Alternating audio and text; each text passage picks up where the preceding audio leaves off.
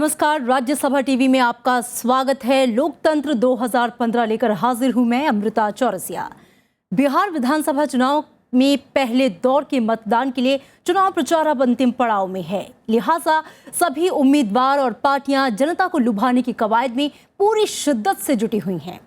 5 चरणों में हो रहे चुनाव में दिग्गजों का प्रचार अभियान जारी है। प्रधानमंत्री नरेंद्र मोदी की आज भी 2 रैलियां हो रही हैं, तो बीएसपी अध्यक्ष मायावती आज बांका से प्रचार का बिगुल फूकेंगी। एक तरफ जहां पार्टियां प्रचार में मसरूफ हैं, तो वहीं चुनाव आयोग भी आपत्तिजनक बयानों पर कड़ी नजर रख रहा है। कई नेताओं को आयोग नोटिस भेज चुका है, तो कई नेताओं के खिलाफ आचार संहिता उल्लंघन का मामला भी दर्ज हो चुका है। लोकतंत्र में तमाम सियासी खबरों के अलावा हम आपको बिहार की बुनियादी समस्याओं और मुद्दे भी दिखाएंगे। साथ ही नेताओं से होगी 2 टूक बातचीत। लेकिन सबसे पहले नजर हेडलाइंस पर। महागठबंधन के निशाने पर प्रधानमंत्री नरेंद्र मोदी। लालू प्रसाद ने पीएम पर लगाए आरोप। नीतीश कुमार ने एनडीए की नीति, नेता और नीयत पर उठाए सवाल।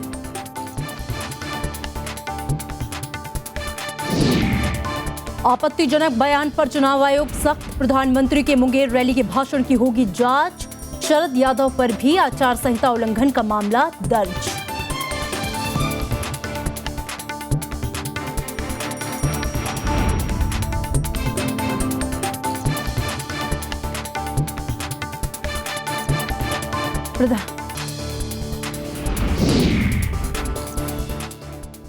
आयोग के सख्त होने के बावजूद बिहार में आपत्तिजनक बयानों का दौर जारी है। आज आरजेडी अध्यक्ष लालू प्रसाद यादव ने एक बार फिर प्रधानमंत्री नरेंद्र मोदी के लिए आपत्तिजनक शब्दों का इस्तेमाल किया है।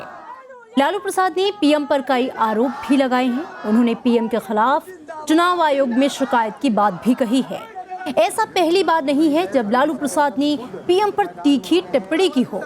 इससे पहले भी वो प्रचार के दौरान कई बार टिप्पणी कर चुके हैं, जिसे लेकर चुनाव आयोग में शिकायतें भी दर्ज हुई हैं और मामले भी दर्ज हो चुके हैं। सारा चीज जो है हमने पार्टी को भी कहा है कि लॉन्च करो इलेक्शन कमीशन को। चुनाव आयोग ने प्रधानमंत्री नरेंद्र मोदी के मुंगेर रैली में दिए आपत्तिजनक भाषण की जांच के आदेश दिए हैं। आयोग ने कहा कि वो गुरुवार को मुंगेर में प्रधानमंत्री के दिए भाषण की समीक्षा करेगा। प्रधानमंत्री ने कल मुंगेर, नवादा, बेगूसराय और समस्तीपुर में 4 रैलियों को संबोधित किया था।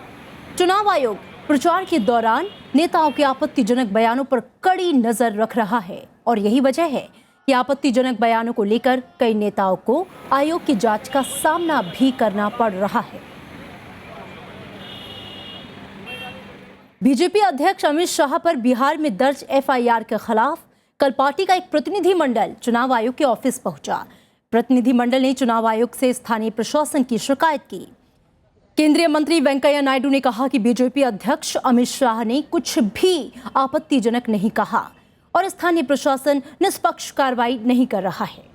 उन्होंने महागठबंधन पर भी हमला बोला और एमआईएम के नेता अकबरुद्दीन ओवैसी के अपशब्दों की भी कड़ी निंदा की।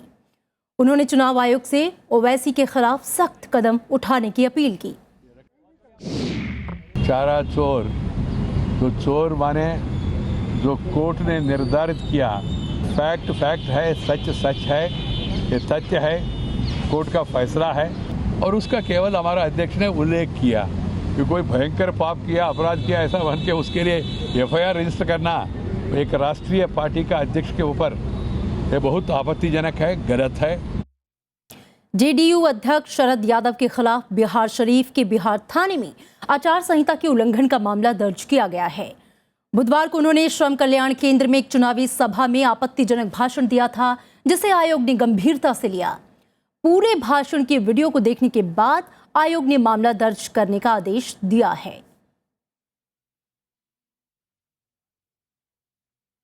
सीधा रुख करेंगे प्रणव गोस्वामी का। हमारे संवाददाता हमारे साथ जुड़ रहे हैं। प्रणव, एक तरफ कल मुंगेर में प्रधानमंत्री ने जो कहा उस बयान को लेकर सवाल उठे हैं और चुनाव आयोग ने उसकी जांच के आदेश दिए हैं। दूसरी तरफ शरद यादव पर भी आपत्तिजनक बयान को लेकर मॉडल कोड ऑफ कंडक्ट के उल्लंघन को लेकर मामला दर्ज हो चुका है। हम देख रहे हैं कि चुनाव आयोग बेहद सख्त है, लेकिन नेता अपनी बयानबाजी में संयम बरतने के लिए तैयार नहीं। जी हाँ, और इसको एक विडंबना कहा जाएगा कि जैसे जैसे मतदान की तारीख नजदीक आ रही है वैसे वैसे जो मुद्दे हैं जनता के सरोकार से जुड़े वो हाशिए पर आ रहे हैं और व्यक्तिगत जो आक्षेप और व्यक्तिगत जो आरोप प्रत्यारोप है, जो तलखियां हैं नेताओं के बीच में, वो चुनावी भाषणों में उनको जगह मिल रही है। और इसकी शुरुआत अगर हम कहें तो चाहे ये हर दल में ये इस तरह की एक राजनीति दिखाई दे रही है। ओवैसी के खिलाफ एफआईआर दर्ज करने का आदेश हुए हैं, राष्ट्रीय अध्यक्ष बीजेपी के अमित शाह उन पर हुए हैं, प्रधानमंत्री तक के खिलाफ लालू प्रसाद यादव ने शिकायत दर्ज कराई है और लालू प्रसाद यादव के खिलाफ भी एफआईआर दर्ज करने का आदेश हुए। तो ये कहा जा सकता है कि बिहार चुनाव जैसे जैसे नजदीक आ रहे हैं वैसे वैसे जो मुद्दे हैं उसकी जगह जो तलखियों भरे जो भाषण है, एक दूसरे पर आरोप है, वो उसकी जगह ले रहा है। प्रणव, यहाँ पर एक सवाल मैं आपसे जरूर पूछना चाहूंगी कि हमने देखा है हर चुनाव में, पिछले लोकसभा चुनाव में भी हमने देखा और विधानसभा चुनाव में भी हम लगातार देख रहे हैं कि चुनाव आयोग अपनी तरफ से तो सख्ती बरत रहा है, लगातार मामले भी दर्ज हो रहे हैं, लेकिन मॉडल कोड ऑफ कंडक्ट का उल्लंघन भी जारी है और नेता जो हैं वो भाषा की मर्यादा को लांघ रहे हैं। यहाँ पर सवाल ये है कि चुनाव आयोग की इतनी सख्ती के बावजूद भी, मामले दर्ज होने के बावजूद भी कोई एक्शन क्यों नहीं लिया जाता? शायद यही वजह है कि नेता लगातार इस तरह की बयानबाजी करते हैं। जी देखिए, सबसे बड़ी बात यह है कि बहुत सारी ऐसे आरोप हैं जिसको कि राजनीति से प्रेरित बताकर अपनी सफाई और बचाव पेश किया जाता है राजनीतिक दलों की तरफ से। और आमतौर पर ये देखा गया है कि जो व्यक्तिगत स्तर पर, जो कार्यकर्ताओं के स्तर पर जो होता है वहां कार्रवाई जरूर हो जाती है, बड़े नेताओं पे कार्रवाई नहीं होती। उसकी वजह ये है कि ऐसी किसी भी घटना की जानकारी होने पर जो बड़े नेता या पार्टी है वो इनसे किनारा कर लेती है। लेकिन ये जरूर है कि चुनाव आयोग की भूमिका इस वक्त बहुत ज्यादा सक्रिय है, चाहे वो जो कैश ट्रांजैक्शन है, जो धन बल का, बाहुबल का जो प्रयोग है, उसको लेकर भी जीपीएस सिस्टम लगाया है तमाम गाड़ियों में, जो कि ऐसी गाड़ियां जो कि जो चुनाव खर्च पर नजर रख रही है। इसके अलावा हर एक ऐसी चीज, हर एक रैली, उस पर वीडियोग्राफी हो रही है। यहाँ तक कि हवाई, जब जिस दिन मतदान होना है उस दिन हवाई सर्वेक्षण करने की भी तैयारी है। तो चुनाव आयोग अपनी तरफ से नई पहल कर रहा है, लेकिन जो परंपरा बनी आई है खासतौर पर स्थानीय स्तर पर कि किसी तरह वोटरों को लुभाने के लिए तमाम हथकंडे अपनाए जाए, उससे कोई राजनीतिक दल बाज नहीं। बिल्कुल प्रणव, और जिस तरह से चुनाव आयोग सख्त है, हम उम्मीद करेंगे कि नेता भी अपने बयानों में, अपने भाषणों में संयम बरते। आप हमारे साथ बने रहिए, आपसे दोबारा संपर्क साधेंगे। प्रधानमंत्री नरेंद्र मोदी विधानसभा चुनाव के प्रचार रण में आज भी धुआंधार प्रचार करेंगे। प्रधानमंत्री सासाराम और औरंगाबाद में 2 जनसभाओं को संबोधित करेंगे। बीजेपी ने इस बार विधानसभा चुनाव में प्रचार की व्यापक रणनीति बनाई है। इसके तहत प्रधानमंत्री की कई रैलियों के कार्यक्रम प्रस्तावित हैं। आपको बता दें कि सासाराम और औरंगाबाद में दूसरे दौर में 16 अक्टूबर को मतदान होना है। प्रधानमंत्री नरेंद्र मोदी ने कल बिहार में 4 रैलियों को संबोधित किया। उन्होंने जनता से विकास के लिए बीजेपी को वोट देने की अपील की, तो वहीं कांग्रेस, आरजेडी और जेडीयू गठबंधन को मौका परस्त बताया और केंद्र सरकार की उपलब्धियां भी गिनवाई। ये चुनाव जंगल राज और विकास राज के बीच की लड़ाई है। आप मुझे बताइए, जंगल राज चाहिए हमें फिर से? जंगल राज आने देना चाहिए? मुंगेर में प्रधानमंत्री नरेंद्र मोदी ने महागठबंधन को कटघरे में खड़ा किया। उन्होंने कांग्रेस, लालू यादव और नीतीश कुमार से उनके कार्यकाल के कामकाज का हिसाब मांगा। नरेंद्र मोदी ने विशेष पैकेज पर लग रहे आरोपों पर सफाई दी और जनता के पैसे जनता तक पहुंचाने का वादा किया। उन्होंने 2022 तक हर घर में बिजली पहुंचाने का भरोसा भी दिलाया। 2022 जब आजादी के 75 साल होंगे, मैं हिंदुस्तान के हर गांव में 24 घंटे बिजली पहुंचाना चाहता हूं। प्रधानमंत्री ने सरकारी आंकड़ों के हवाले से नीतीश सरकार पर निशाना साधा। उन्होंने कहा कि इस साल जनवरी से जुलाई के बीच बिहार में 4000 अपहरण हुए हैं। 1975 के आपातकाल का मसला भी उठाया। उन्होंने कांग्रेस के साथ लालू नीतीश के महागठबंधन को मौका परस्ती करार दिया। प्रधानमंत्री ने बीफ को लेकर लालू यादव के बयान की आलोचना की। मुझे शर्म आती है, बोलने से शर्म आती है लालू जी। कभी कैसे मेरे देशवासियों का ऐसा अपमान मत करो, मेरे यदुवंशियों का ऐसा अपमान मत करो। मैं कृष्ण के द्वारका की धरती से आया हूं, मुझे पीड़ा जरा ज्यादा हो रही है आपकी इन बातों से। प्रधानमंत्री ने मुंगेर, बेगूसराय, समस्तीपुर और नवादा में गुरुवार को 4 रैलियों को संबोधित किया। चुनाव की तारीखों के ऐलान के बाद ये दूसरा मौका है जब प्रधानमंत्री बिहार पहुंचे हैं। आने वाले कुछ दिनों में प्रधानमंत्री की कई रैलियां प्रस्तावित हैं। Bureau report, Rajya Sabha TV. प्रधानमंत्री नरेंद्र मोदी ने लोगों से देश में सांप्रदायिक सौहार्द और भाईचारा बनाए रखने की अपील की है। बिहार के नवादा में चुनावी रैली में उन्होंने कहा कि हिंदू और मुस्लिम साथ मिलकर गरीबी से लड़े। प्रधानमंत्री ने राजनेताओं की ओर से दिए जा रहे भड़काने वाले बयानों से बचने की सलाह दी। पीएम ने इस बयान को दादरी घटना पर प्रतिक्रिया के तौर पर देखा जा रहा है। क्या हिंदुओं ने मुसलमान के खिलाफ लड़ना है कि गरीबी के खिलाफ लड़ना है? मुसलमान तय कर ले कि हिंदू के खिलाफ लड़ना है कि गरीबी के खिलाफ लड़ना है। अगर सुनना है तो कल हमारे देश के राष्ट्रपति श्रद्धेय प्रणब मुखर्जी दादा ने जो भाषण किया है और देश को जो संदेश दिया है, उससे बड़ा कोई मार्गदर्शन नहीं हो सकता है। और बहुजन समाजवादी पार्टी आज बिहार में प्रचार का आगाज करेगी। बीएसपी अध्यक्ष मायावती आज 2 रैलियां करेंगी। पहली रैली बांका और दूसरी रैली औरंगाबाद में होगी। मायावती 6 दिनों में 12 रैलियां करेंगी। बीएसपी बिहार में 243 सीटों पर चुनाव लड़ रही है। बिहार के मुख्यमंत्री नीतीश कुमार ने एक बार फिर एनडीए में सीएम उम्मीदवार का मुद्दा उठाया। गया में कल एक रैली को संबोधित करते हुए उन्होंने कहा कि महागठबंधन ने अपना नेता चुन लिया, लेकिन बीजेपी ने अभी तक अपना नेता नहीं चुना। नीतीश कुमार ने तंज कसते हुए कहा कि लगता है प्रधानमंत्री नरेंद्र मोदी अब मुख्यमंत्री बनेंगे। आप प्रधानमंत्री जी एकदम घूम रहे हैं, एक दिन में पता नहीं कितना मीटिंग। बिहार में कोई नेता तो है नहीं कि जिसका चेहरा सामने रखे, तो प्रधानमंत्री जी को ही उतार दिया, हमको कोई एतराज नहीं। और केंद्रीय गृह मंत्री राजनाथ सिंह ने कल कैमूर जिले में एक चुनावी सभा की। जनसभा को संबोधित करते हुए उन्होंने बिजली और बढ़ते अपराध को लेकर राज्य सरकार पर आरोप लगाए। राजनाथ सिंह ने कहा कि बिहार में अभी भी बिजली की समस्या बनी हुई है। उन्होंने कहा कि बिहार में अपराध का ग्राफ बढ़ा है, जिसे लेकर लोगों में असुरक्षा की भावना बनी हुई है। लालू जी से जब यह चर्चा बंद कीजिए, और यदि लालू जी की समझ में ना आ रहा हो तो मैं नीतीश जी और सोनिया जी जो उनकी सहयोगी पार्टी है उनसे भी अपील करना चाहता हूं कि वह लालू जी को समझाएं, ताकि इधर उधर की बातें करना छोड़ें और जनता की समस्याओं का समाधान कैसे कर सकते हैं, चर्चा इस बात पर है। हमारे संवाददाता प्रणव हमारे साथ बने हुए हैं। प्रणव, पहले दौर के लिए जो प्रचार है वो अपनी चरम पर है। प्रधानमंत्री ने कल भी 4 रैलियां की, आज भी उनकी 2 रैलियां हैं। हम जानना चाहेंगे कि कितना उत्साह हम देख पा रहे हैं बिहार की जनता में, क्योंकि इस बार बिहार का चुनाव बेहद खास है। खुद प्रधानमंत्री की इतनी रैलियां यहाँ पर आयोजित हो रही हैं और वो लोगों को बता रहे हैं कि विकास के लिए वोट करें।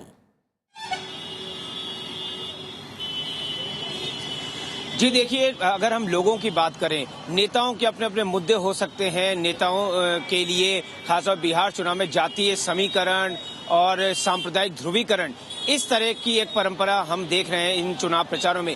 लेकिन अगर जनता की बात करें तो जनता के लिए ये एक बहुत ही ये कहा जाए कि उनके लिए पीड़ा की बात है कि उनसे जुड़े मुद्दे इस शोर में कहीं भी सुनाई नहीं दे रहे हैं। जो जिन जिलों में हमने दौरे किए वहां पर पिछड़ापन है, बुनियादी सुविधाएं नहीं है, सिंचाई व्यवस्था नहीं है, रोजगार नहीं है, उद्योग धंधे पनपे नहीं है, और जो पानी, बिजली, सड़क जैसी जो बुनियादी जरूरतें हैं वो भी पूरी नहीं हो रही है। लेकिन इसके बाद भी जो सारा चुनाव प्रचार है, सारा जो एक तरह से चुनावी जो ये पूरी दिशा है जी। वो कहीं ना कहीं जातीय समीकरण, जातियों को साधने में, किसी तरह ध्रुवीकरण करने में इस तरह का जोर दिखाई दे रहा है। और यही वजह है कि जनता के बीच में एक किस्म की निराशा है कि चुनावी मौकों पर भी उनकी आवाज या उनके मुद्दों को उठाने वाले नेता नहीं दिखाई दे रहे हैं। और यही एक विडंबना रही है। अगर हम अब तक बिहार के पुराने चुनावी जो ट्रेंड है उसको देखते हुए कहा जा सकता है कि कुछ खास बदलाव इस बार भी दिखाई नहीं दे रहा है। जी, यानी कि प्रणव, हम ये कह सकते हैं कि इस चुनावी शोर में नेता अपने पूरे चरम पर हैं रैलियों को लेकर, लेकिन जनता कहीं ना कहीं खुद को ठगा हुआ महसूस कर रही है। उसे ऐसा लगता है कि उसके मुद्दे जो हैं वो कहीं ना कहीं उन्हें नहीं उठाया जा रहा है। हमसे बातचीत के लिए शुक्रिया।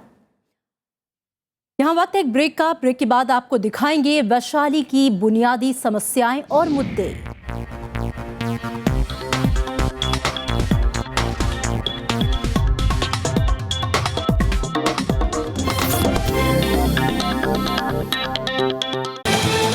आज हमारे साथ हैं बीजेपी के नेता शहनवाज हुसैन। बीजेपी आपको सुपौल से टिकट दे रही थी और आपके पास एक बेहतर मौका था। चुनाव आज क्या 6 लोकसभा चुनाव में लड़ा हूँ। जहाँ किशनगंज में कभी बीजेपी नहीं जीती, वहाँ मैं जीत कर आया हूँ। अगर बिहार की जनता आपको सीएम के रूप में शायद देखना चाहती हो, क्या आप वो भी नहीं बनना चाहते? अब्दुल गफूर के बाद बिहार में किसी मुसलमान ने ये ख्वाब देखा है और मैं भी न ये ख्वाब देखता हूँ। जब नीतीश कुमार जी के साथ हम 206 जीत सकते हैं, तो पासवान जी, कुशवाहा जी और मांझी जी के साथ हम 216 क्यों नहीं जीत सकते? देखिए तरकश सिर्फ राज्यसभा टीवी पर। आपका मुद्दा,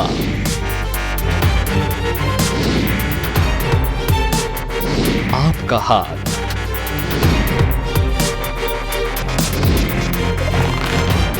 सरकार तक पहुंचेगा आपका सवाल। राज्यसभा टीवी बनेगा आपकी आवाज।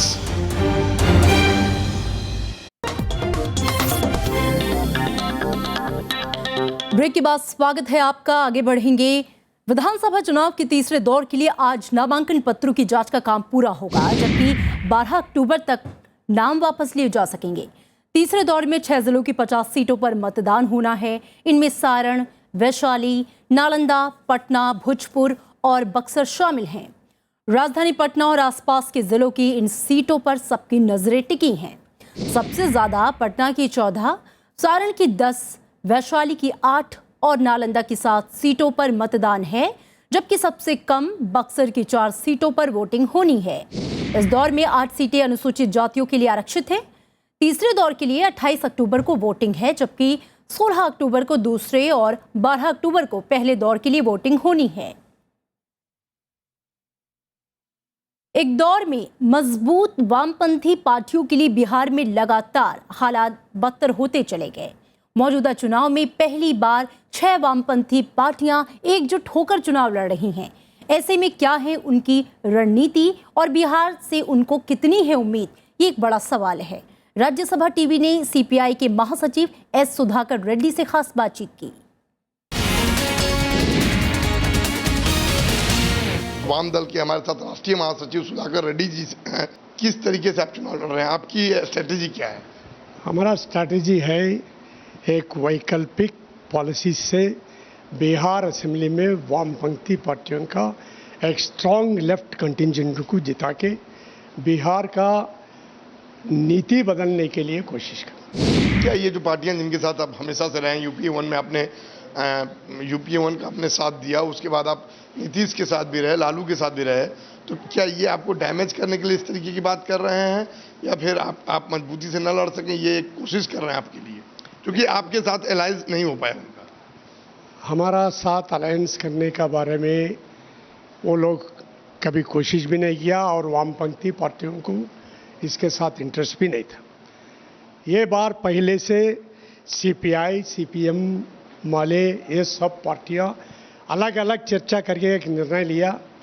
ये बार वैकल्पिक पॉलिसी से वामपंथी का एक अल्टरनेटिव फ्रंट, एक लेफ्ट ब्लॉक से कंटेस्ट करने का जरूरत है। कुछ ऐसे शब्दों का प्रयोग किया जा रहा है जो कि आमतौर पे होना नहीं चाहिए। आप इसको सही मानते हैं? राजनीति में इस तरीके की भाषा का प्रयोग चाहे कोई भी कर रहा हो, किसी भी दल की तरफ से हो रहा हो, ये बहुत गलत है और बुर्जुआ पॉलिटिकल पार्टी से इससे ज़्यादा एक्सपेक्ट नहीं कर सकते। भारतीय जनता पार्टी और दूसरा तरफ से वो लोग भी क्लैरिटी नहीं बोलते। ये रिजर्वेशंस का बारे में मोहन भागवत आरएसएस इसका मार्गदर्शक है। बार बार ये लोग बोल रहे हैं स्वयं सेवक है, पहले स्वयं सेवक है, बाद में भारतीय जनता पार्टी का मेंबर। इस विधानसभा चुनाव में 2015 में सीपीआई अपने आप को रिजल्ट के बाद कहां पा रही है, कहां देख रही है अपने आप को? वामपंथी पार्टियों ने लेफ्ट ब्लॉक, एक स्ट्रांग लेफ्ट ब्लॉक से बिहार का राजनीति बदलने के लिए, बिहार का विकास के लिए इन्फ्लुएंस करने के लिए वामपंथी पार्टियों का स्ट्रांग लेफ्ट ब्लॉक के लिए सीपीआई कोशिश कर रहे हैं। बिहार का औरंगाबाद जिला पिछले कई सालों से नक्सल की समस्या से जूझ रहा है, लेकिन इस समस्या का अब तक कोई हल नहीं निकल पाया। यहाँ रहने वाले लोग विकास की ललक तो रखते हैं, लेकिन नक्सल प्रभावित होने की वजह से उनके अंदर एक डर बैठा हुआ है। औरंगाबाद से देखिए हमारी ये रिपोर्ट।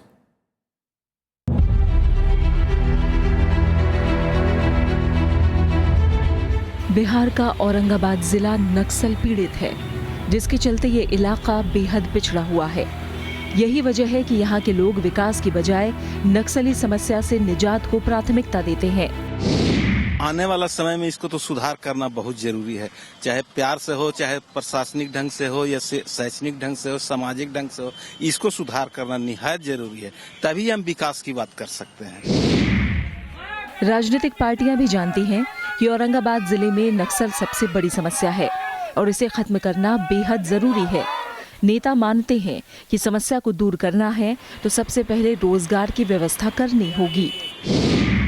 सबसे पहले तो है कि जो उनके जो बेसिक नीड्स हैं, बुनियादी जो उनकी जरूरतें हैं, उनको पूरा करना हमारा लक्ष्य होना चाहिए। जीवन यापन के लिए उनके पास साधन होगा तो वो इन सब चीजों के बारे में सोचेंगे ही नहीं। कुछ वर्गों का, कुछ लोगों का एक गिरोह है और हम उस पर अंकुश लगाएंगे। किस तरह से, क्या विकास करके। नक्सल प्रभावित होने की वजह से इस जिले में मतदान कराना चुनाव आयोग के लिए एक बड़ी चुनौती होती है। हालांकि स्थानीय प्रशासन दावा कर रहा है कि ऐसी किसी समस्या से निपटने के लिए वो पूरी तरह से तैयार है। Look, we have identified the areas which are prone to Naxal infestation, and we already have the central paramilitary forces. They have already started the area domination, confidence building measures. So we are fully prepared for free and peaceful elections. Aurangabad जिले में 6 विधानसभा क्षेत्र हैं। दूसरे चरण यानी 16 अक्टूबर को यहाँ मतदान होना है। चुनाव अधिसूचना जारी होने के बाद नक्सलियों ने चुनाव के बहिष्कार का आह्वान किया है। जहां प्रशासन भयमुक्त और स्वतंत्र चुनाव कराने की कोशिश कर रहा है, वहीं चुनी हुई सरकार के लिए बड़ी जिम्मेदारी साथ ही चुनौती भी होगी कि कैसे इस इलाके को नक्सलवाद के प्रभाव से मुक्त कराया जाए। औरंगाबाद से कैमरामैन सुधांशु के साथ कृति मिश्रा, राज्यसभा टीवी। और अब बात करते हैं बिहार की मधेपुरा जिले की, जहां कोसी नदी के प्रकोप के पीड़ितों की सुध लेने वाला कोई नहीं। कोसी की कटाव से बचने के लिए राज्य सरकार कागजों पर तो बड़े बड़े वादे करती है, लेकिन जमीनी हकीकत कुछ और ही सच बयां कर रही है।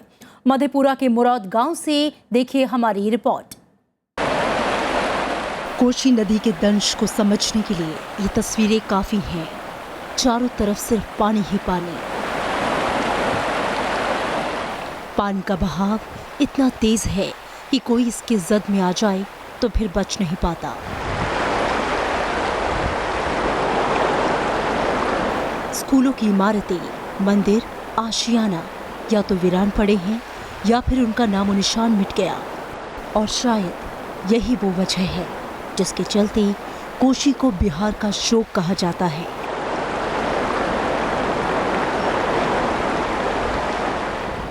कोसी की मार झेल रहे मुराद गांव की आबादी कभी 5000 थी, लेकिन आज हालात ये हैं कि मंदिर, स्कूल, आशियाने के साथ गांव की खेती की जमीन भी इसकी भेंट चढ़ गई। गांव वाले दर दर भटक रहे हैं। कोई सड़क के किनारे रह रहा है तो किसी के पास रहने के लिए सड़क का किनारा भी नहीं बचा है।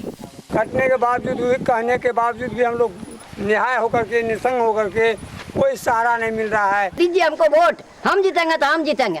अपना पूंजी मट करता है, गरीब लोग को देखता नहीं है एकदम ने, कोई ने। और सरकार ताकई से चटनी पर वोट देकर जिताए देवे, बड़का टके हो जीते। कोसी नदी के पीड़ितों का दर्द तब सुर्खियों में आता है जब चुनाव नजदीक होता है। इस बार फिर चुनाव है, लिहाजा एक बार फिर इनकी सुध लेने का दावा किया जा रहा है। पिछले कई सालों से कोसी के नाम पर करोड़ों रुपए आवंटित होते आए हैं, लेकिन वो सिर्फ कागजों तक ही सीमित रह जाते हैं। नदी में पूरा से कुछ देते हैं, खाली जीताए जाए वोट से, नहीं देते कुछ।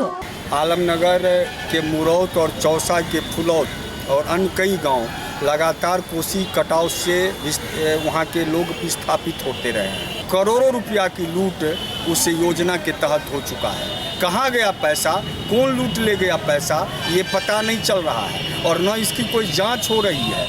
मुरौत के अलावा बड़ी खाल, फुलौत पंचायत के कई और गांव भी कोसी नदी के कटाव से प्रभावित हैं। Bureau report, Rajya Sabha TV. Bihar के वैशाली को लोकतंत्र की जननी के रूप में जाना जाता है, लेकिन आजादी के करीब 7 दशक बाद भी जिले की समस्याएं जस की तस हैं। विधानसभा चुनाव में अब यहां के लोग सरकार पर इस क्षेत्र की उपेक्षा करने का आरोप लगा रहे हैं। राजधानी पटना से नजदीक होने के बावजूद वैशाली उपेक्षित नजर आता है। चुनाव दर चुनाव बीते, लेकिन वैशाली हमेशा की तरह बिजली, सड़क और पानी के मुद्दे से ही दो चार है। यहाँ पर जो भी लोग आए हैं, ना ही उन्होंने आज तक शिक्षा को सुधार करने की कोशिश की। टूरिस्ट के लिए हॉस्पिटल्स जो कि बेसिक चीजें हैं वो नहीं है यहाँ पे। ट्रांसपोर्टेशन के रूप में सरकार की तरफ से कोई सुविधाएं नहीं हैं। बिहार के वैशाली जिले में कुल 8 विधानसभा क्षेत्र हैं। साल 2010 के विधानसभा चुनाव में बीजेपी के 3 और जेडीयू के 5 विधायक चुनाव जीते थे। क्षेत्र में जो काम होना चाहिए जनता के साथ, जनता के विकास का काम, शिक्षा के क्षेत्र में, रोजगार के अवसर पैदा करने के क्षेत्र में, किसान के खेती के क्षेत्र में, वैसा कोई काम यहाँ के जो जनप्रतिनिधि रहे आज तक नहीं किए। यहाँ की महुआ और राघोपुर सीट पर लालू प्रसाद यादव के दोनों बेटे चुनाव लड़ रहे हैं, लेकिन जानकारों का मानना है कि धार्मिक और ऐतिहासिक स्थल होने के बावजूद पर्यटकों के लिहाज से यहाँ कभी खास विकास नहीं किया गया। टूरिस्ट आते हैं, पटना में रुकते हैं, गया में रुकते हैं, ठहराव यहाँ है नहीं। सरकार के आज तक केंद्र सरकार हो या राज्य सरकार हो, ध्यान इस वैशाली पे है ये नहीं है किसी के पास। वैशाली जिले में करीब 20 लाख मतदाता हैं। विधानसभा सीट पर तीसरे चरण के तहत 28 अक्टूबर को मतदान होना है। रविंद्र सिंह शौरान, राज्यसभा टीवी। लोकतंत्र 2015 में फिलहाल इतना ही। दीजिए इजाजत, नमस्कार।